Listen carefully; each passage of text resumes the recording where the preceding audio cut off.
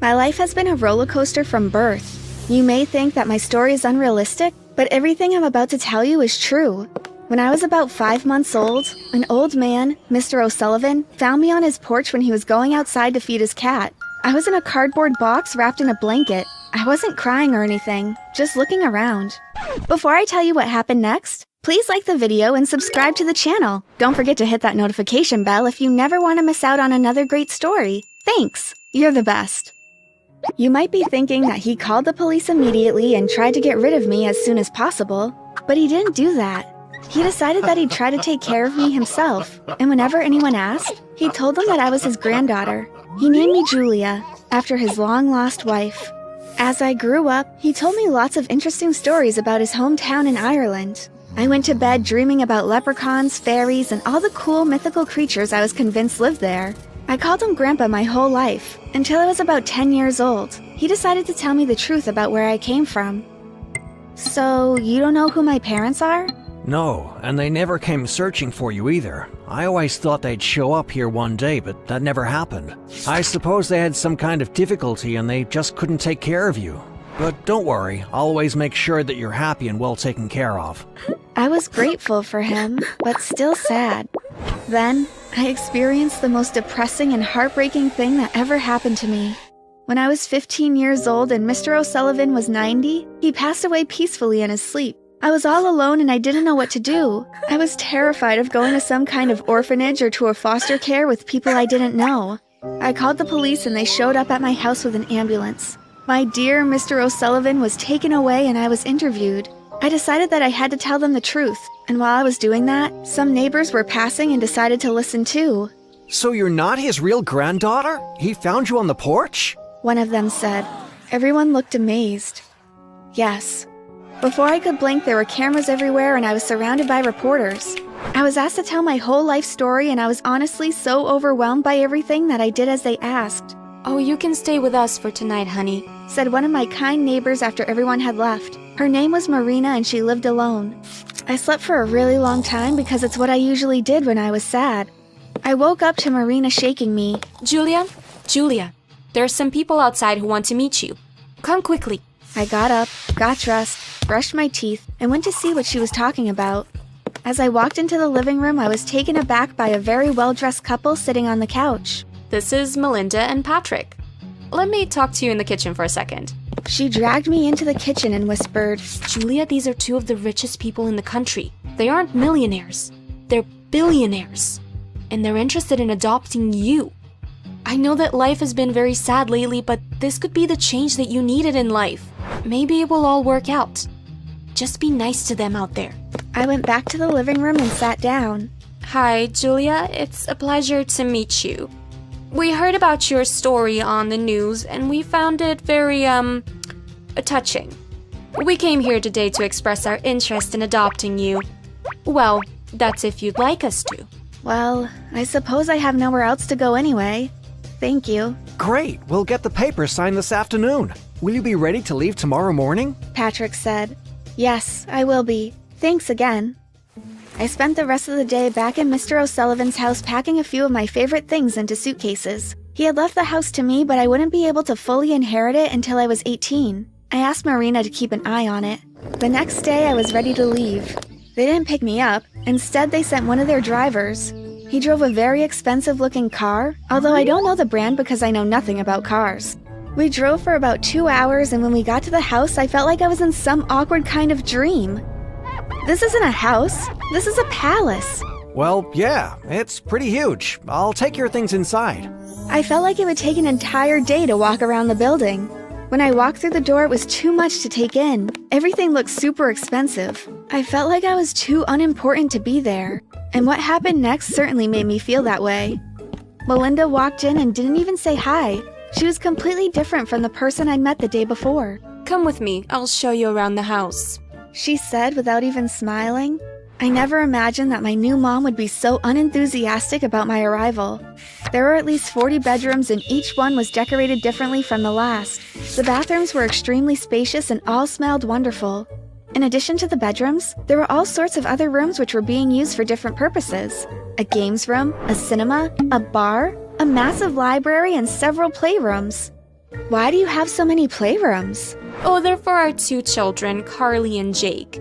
You'll meet them later. I didn't even know they had children. Now I'll show you to your room.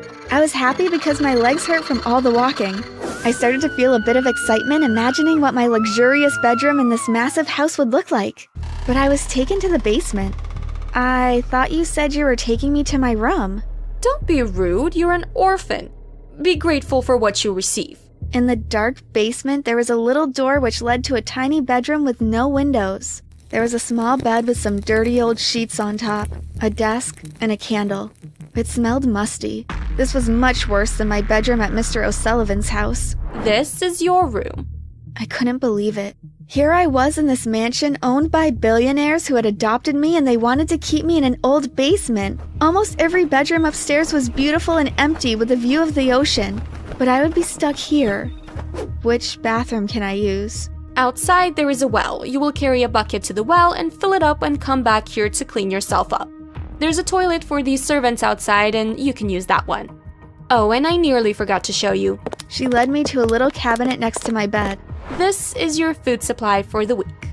There was some bread, crackers, a tub of margarine, and a few apples. There were also 2 bottles of water. So do you mean I will have to eat down here by myself? Yes? What did you expect? To eat at the same table with us wealthy people? She left the room and went upstairs. I sat on the bed for a few minutes in total disbelief. Was this a prank? How on earth could they treat me like this when they had so much?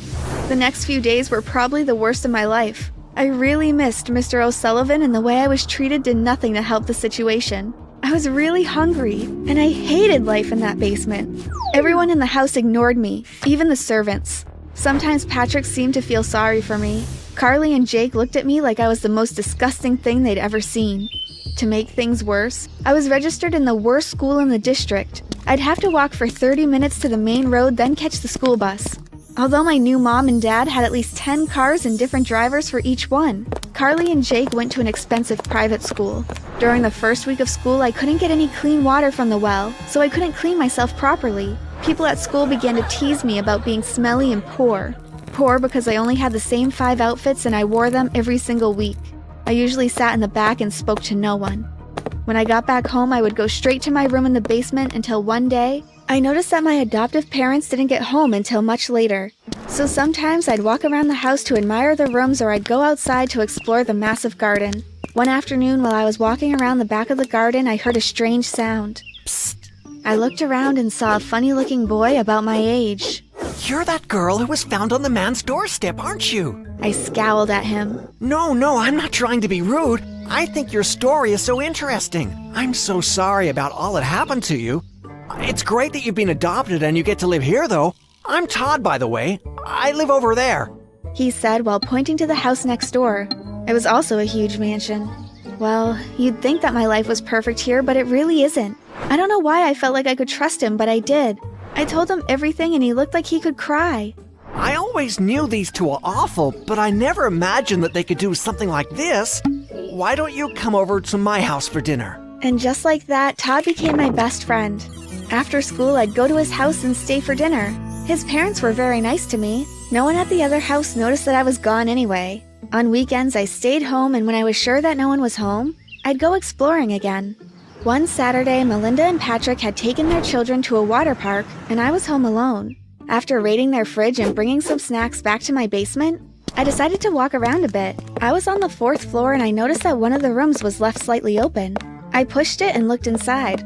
Carly was sitting on the floor playing with the dollhouse. It seemed to be her room. It looked exactly like what I'd imagine a princess room to look like, filled with sparkles, glitter, dolls, tons of toys, and lots of other cool things. Ew, what are you doing in my room? I thought you weren't home. I stayed home because I wasn't feeling well. You're supposed to be downstairs. You're never supposed to be up here. You're not one of us. I rolled my eyes and walked away. I wasn't about to argue with a stupid child. I went back to the basement, and later that day, Melinda barged through my door.